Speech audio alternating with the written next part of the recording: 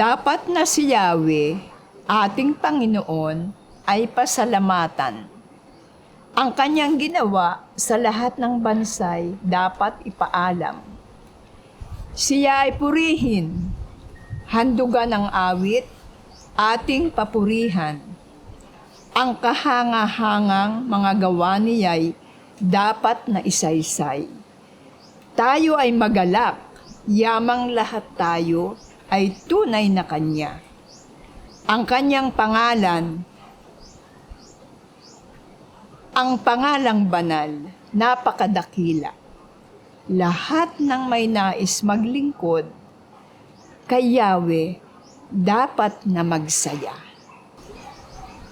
Panginoon, pinupuri ka po namin at pinasasalamatan.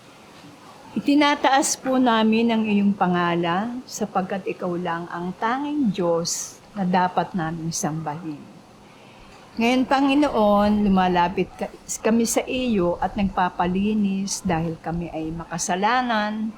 Marami pa kaming pagkukulang at pagkakamali. Salamat sa lagi mong pagmamahal sa amin.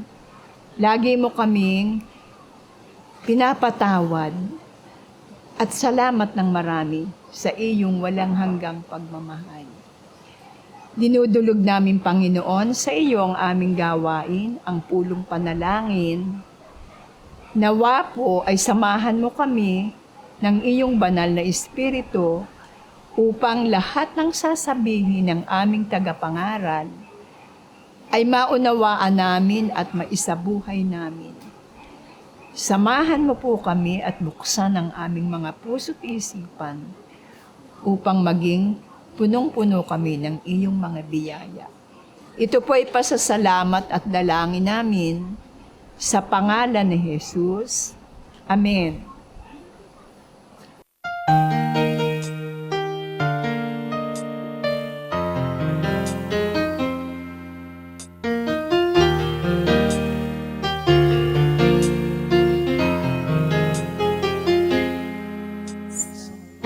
Pagkagising, ngalan mo'y pupurihin, puso ko'y laging may awit para sa'yo. Lagi kong nararanasan, katapatan mong walang hanggan, pag-ibig mo'y laging sariwa sa araw-araw. Magsasawang purihin ka, buong puso't lakas, minamahal kita. Laging aawitin pag-ibig mo sa akin, Panginoong Jesus.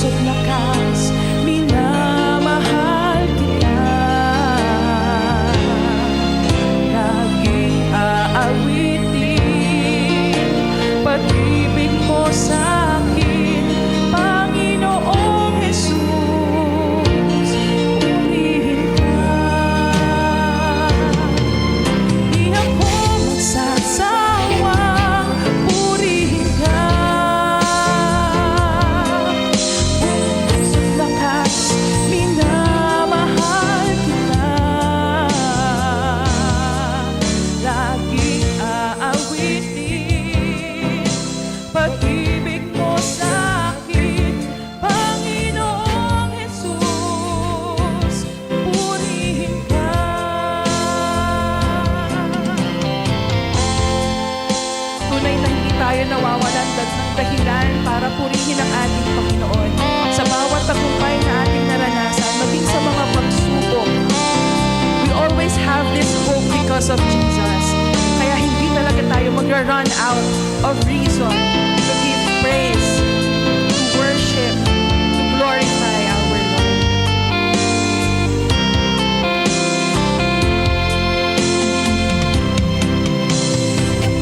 Magsasawang purihin ka,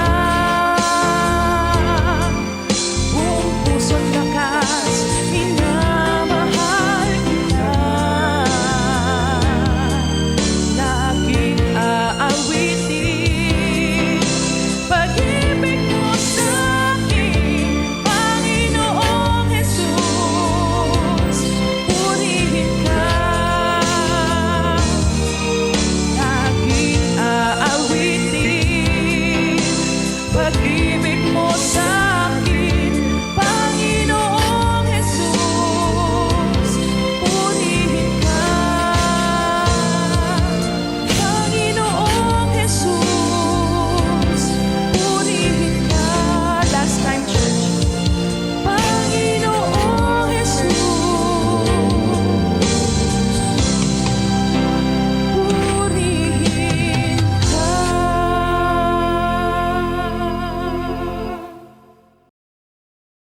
Magandang araw po sa ating lahat. Ang ating pong pag-aaral ay manggagaling sa aklat ng Romans. Pero bago po tayo magsimula, mayroon po akong isang katanungan na nais kong itanong sa inyo. Ano po sa inyong palagay ang senyales o indikasyon na kayo ay mahal ng isang tao o kaya ay nagmamahal kayo ng walang kondisyon? Maaring mayroon tayong iba't ibang sagot sa tanong na ito. May isa akong nakausap at ang sabi niya, walang pake. Marahil po ito ay tama. At marahil sasabihin ng iba, maging sino ka man. Maging sino ka man na ibig sabihin ay wala na tayong pag-uusapan. Maging sa edad, maging sa ating nakaraan, o maging sa estado natin sa ating buhay. Sa iba, ang indikasyon ay ganito. Kapag kasama sa pangarap sa buhay, o di kaya handang gawin ang lahat para sa iyo, o di kaya laging handang makinig sa iyo, laging may panahon para sa iyo, at marami pa pong iba ayon sa nabasa ko sa internet. Ngunit sa katotohanan o kadalasan, ang tao ay likas na maraming kondisyon. Minsan sasabihin natin, ibibili kita ng gusto mo kung, o di kaya papayag ako basta. O minsan sasabihin natin, susundin kita kapag. Ang dami nating kondisyon. Minsan sa isang kondisyon o sa dalawang kondisyon. Minsan naman sa pagpili ng magiging kapareha natin sa buhay, may mga kondisyon pa rin tayong itinatakda o tinatawag nating standards. At kailangan makapasa sila sa ating kondisyon. At kapag ka naman nakita natin, yung mga kondisyon natin ay nangyari, yun ay sasabihin natin, eto na, tapos na ang labanan. O di kaya kakanta na tayo ng God gave me you. Alam nyo, tinanong ko ang aking asawa.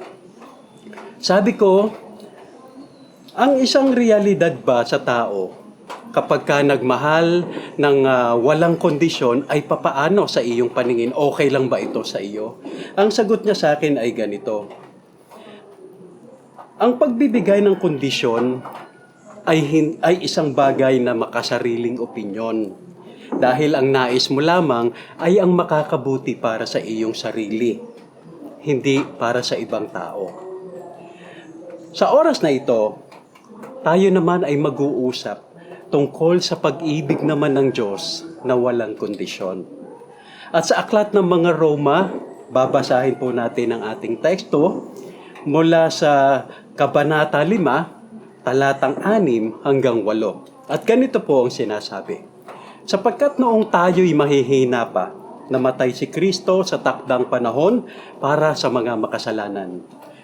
Verse 7, mahirap mangyaring ialay ni numan ang kanyang buhay alang-alang sa isang taong matuwid. Kahit na maaaring may mga has na gumawa nito alang-alang sa isang taong mabuti. Ang verse 8, Ngunit ipinadama ng Diyos ang kanyang pag-ibig sa atin nang namatay si Kristo para sa atin noong tayo ay makasalanan pa. Ang title po ng pag-uusapan natin sa oras na ito ay ang Unconditional Love of God.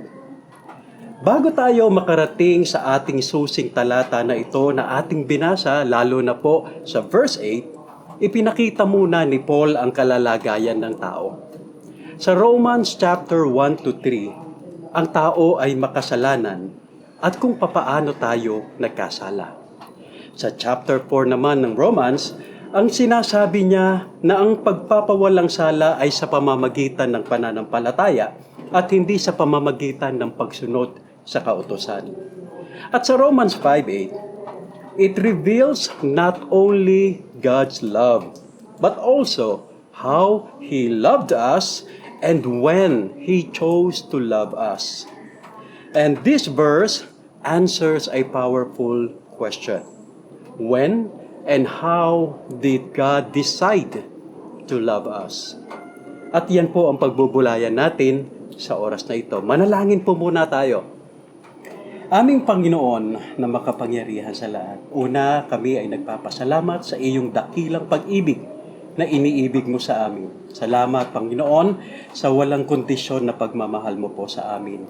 At sa oras na ito, Panginoon, hayaan niyo po at loobin mo na higit naming maunawaan ang lalim ng pag-ibig mo sa bawat isa sa amin.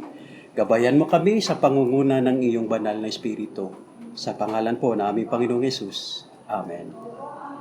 Muli ang tanong, kailan ipinadama ng Diyos ang kanyang pag-ibig sa atin? While we were still sinners, sabi sa English. Habang tayo ay makasalanan pa at tayo ay nakatakda papunta sa impyerno. Doon nagpadama ng pag-ibig ang ating Diyos. Ang tanong, paano niya ipinakita ang kanyang pag-ibig sa atin nang walang kondisyon? Una, God's love was given to the ungodly, not the worthy. Christ died for the ungodly, sa verse 6. At ang ibig sabihin ng ungodly ay walang pakialam. Ang Diyos ay namatay para sa mga taong walang pakialam, sa mga taong disconnected sa Diyos, at sa mga taong hindi alam at walang pagnanais na makilala ang Diyos. Kung titignan po natin, ang tao ay nasanay sa ugali na pagkakaroon ng kondisyon. Sabi ng tao, I will love you if you change. O di kaya naman, I will love you if you deserve it. At iyan ang pamantayan po ng tao. Ang kondisyon ng tao, if. Ngunit sa Diyos ay ganito po ang sinasabi niya. I love you so that you may be changed. Mamahalin kita para magbago ka. At iyon ang pamantayan ng Diyos. Pangalawa, God's love was demonstrated, not just declared. So kung titignan natin ang sabi sa verse 8, but God demonstrates His own love towards us. Ibig sabihin, yung pag-ibig ng Diyos, ipinakita niya sa atin at hindi niya lamang sinabi. Ito ay may pagpapatunay. Hindi ito isang emotion lamang. Ito ay may kalakip na pangako. Na kung titignan natin, ayon sa kasaysayan ng Biblia, mayroong cross. At yung cross na yon, kung saan napako ang ating Panginoong Jesus ang nagpapatunay. At yung cross na yon ang nagdi-declare na ang sabi ng Diyos, this is how much I love you. Ganon kalaki ang pagmamahal ng Diyos. Pangatlo, God's love is sacrificial. Ang sabi ng Bible, Christ died for us. Namatay siya para sa atin at alam na alam nating lahat iyan. This is the deepest measure of God's unconditional love. Yon ang katotohanan na hindi inentay ng Diyos na magsisi tayo. Hindi sinabi ng Diyos, magsisi ka muna. Ang tao sanay magmatigas sa Diyos. Ngunit hindi ito inantay ng Diyos na tayo ay magsisi muna. Hindi inantay ng Diyos na sinabi niya, sundin mo muna ang 10 Commandments at patatawarin kita at mamahalin kita. Hindi sinabi ng Diyos, ayusin mo muna ang buhay mo bago kita mahalin. Wala pong sinabi ang Diyos, walang hinintay ang Diyos. Ang sabi ng Bible, while still in sin, pinatawad tayo ng Diyos habang nasa kasalanan. Bakit? Hindi natin kaya yon. Hindi natin kayang isalba ang ating sarili sa kamay or sa daan papuntang impyerno. Kaya doon umaksyon ang Diyos para sa atin. Ipinadama niya ang kanyang pag-ibig sa atin. Bakit? Para hindi ka magmalaki. Unang kumilos ang Diyos. Para wala kang sabihin na sasabi mo, I deserve the cross kasi ako ang gumawa. Wala tayong ginawa, kundi ang Diyos ang gumawa noon. Alam mo ba kung gaano kalayo nakaabot ang sakripisyo ng pag-ibig ng Diyos? Ang sabi, from heaven to earth. Can you imagine how far the distance is? Napakalayo, from heaven. At ang sabi pa, from glory to the cross. Imagine, mula sa kaluwalhatian ng Diyos, bumaba siya para lamang magpapako sa krus. At saan pa, hanggang saan? Mula sa buhay hanggang sa kamatayan. Yung buhay ng ating Panginoong Hesus, ibinigay niya hanggang sa kamatayan. Hanggang sa ang lahat ay mangyari ayon sa kanyang kalooban. Hindi pinag-uusapan ng distance. Ang pinag-uusapan natin dito ay gaano kalaki ang pag-ibig ng Diyos sa atin. Buong buhay ipinigay. Isang verse sa Bible na alam natin. Sa John 3:16 ang sabi niya, for God so loved the world that He gave His one and only Son. Nag-iisa na, ibinigay pa niya. Gaano kahirap gawin ang bagay na ito. Sa John 15:13 ang sabi ng Bible, walang lalong dakilang pag-ibig kaysa rito na ibigay ng isang tao ang kanyang buhay dahil sa kanyang kaibigan. Imagine, napakasarap na may isang taong nagbigay sa ng buhay niya para ipadama ang pag-ibig sa iyo. Napakadakila ang sabi ng Bible, and that's what Jesus did for you and for me. He gave His life. Pero alam mo, yung mas maganda rito, mas dakila pa rito, hindi tayo kaibigan ni Jesus Christ. Namatay siya para sa atin. Tayo makasalanan. Ibinigay niya ang kanyang buhay niya. Hindi na tayo kaibigan. Kaaway na tayo dahil tayo ay nasa kasalanan. Ngunit hindi iyon alintana ng Panginoon dahil sa pagmamahal niya sa atin. At dito ipinakita sa atin ng Diyos sa pamamagitan ng krus ang kaseryosohan ng kasalanan at ang lalim naman ng pag-ibig ng Diyos. Hindi niya tinignan ang ating kasalanan. At ang pang-apat, God's love is personal and intentional. Ang sabi ng Bible, Christ died. Pero alam niyo ba, hindi siya namatay dahil gusto niyang mamatay. Namatay siya para sa iyo at para sa akin, hindi dahil gusto niyang maging isang hero. He died because He wanted to restore our relationship with Him that we once lost. He died for you and for me. Kasi yun ang sabi ng Galatians 2:20, the Son of God who loved me. Namatay siya para sa atin. At anong nangyari sa pag-ibig na ito ng Diyos? Yung walang kondisyon na pag-ibig ng Diyos. Anong ginawa nito para sa atin? Hindi kasi natapos na napako lang siya sa cross. Ang sabi, we are justified before Christ. Sabihin, there's no more condemnation para sa atin. Itinawid na tayo ng Panginoon mula sa impyerno. Itinawid na niya tayo. Pangalawa, we are reconciled to God. Wala tayong pinaghirapan para ma-reconcile tayo sa Diyos. Pangatlo, we are given new identity and hope. Sabi ng 2 Corinthians 5:17, we became new creation in God's eyes dahil sa pag-ibig niya sa atin. Imagine, mula sa kasalanan, He gave us new identity. Ginawa niya tayong bagong nilalang. And we were adopted as His children. Imagine, sa kasalanan natin, ginawa pa niya tayong anak. And then, we have eternal home in His presence. Sa biyaya ng Diyos.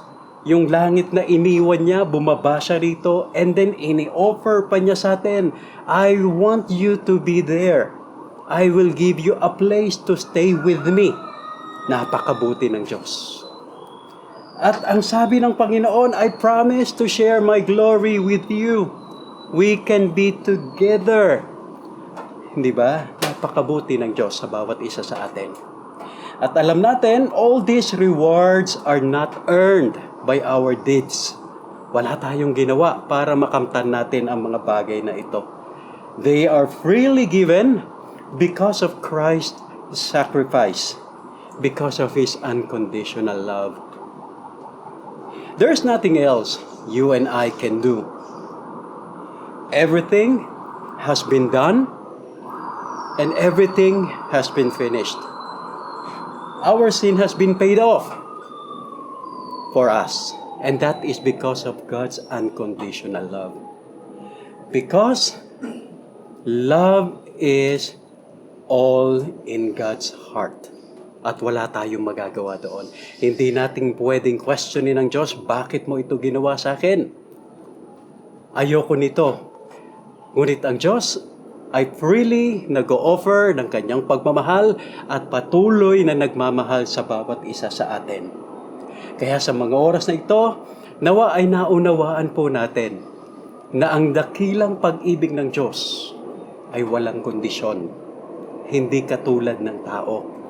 Ang Diyos ay patuloy na naghihintay sa bawat isa sa atin at nais niya na maranasan natin yung pagmamahal na ito ng Diyos sa atin. Kaya sa iyo, kaibigan, sa lahat ng nakikinig, hiling ko sa Panginoon na ikaw man ay lubos pang makaunawa sa dakilang pag-ibig na ito ng ating Panginoon. Magandang araw sa iyo. Tayo po ay manalangin. Aming Diyos, maraming salamat po sa iyong pag-ibig na walang hinihinging kondisyon. Salamat po sa buhay ng Panginoong Hesus na napako sa krus at namatay para sa amin. At salamat din po sa maraming dakilang bagay na ginawa mo para sa aming buhay dito sa lupa at sa buhay na walang hanggan. Nawa po ay maging tapat at masunurin ng mga anak mo kami bilang pagtugon sa walang kondisyon mong pag-ibig. Ito po ang aming dalangin sa pangalan po ng aming Panginoong Hesus. Amen. Tayo po ay manalangin. Salamat sa pribilehiyo, O Diyos, na lumapit sa iyo at idulog sa iyo ang mga kalagayan ng mga kapatid namin, Panginoon, sa mga panahon ng karamdaman. Tunay na ikaw ay Diyos na nakapagpapagaling ng lahat ng karamdaman. Kung kaya't sa iyo namin sila inilalapit. Dalangin namin si kapatid na Nori Villanueva na nakaramdam siya ng pananakit sa kanyang tagiliran at ang sabi meron siyang condition o kidney problems sa mga panahong ito. Dalangin namin ang patuloy na kapangyarihan at bisa ng mga gamot na iniinom niya. Tinataas namin sa inyo si Grace Estacio na nasa isang maselang kalagayan sa karamdaman sa breast cancer, O Diyos.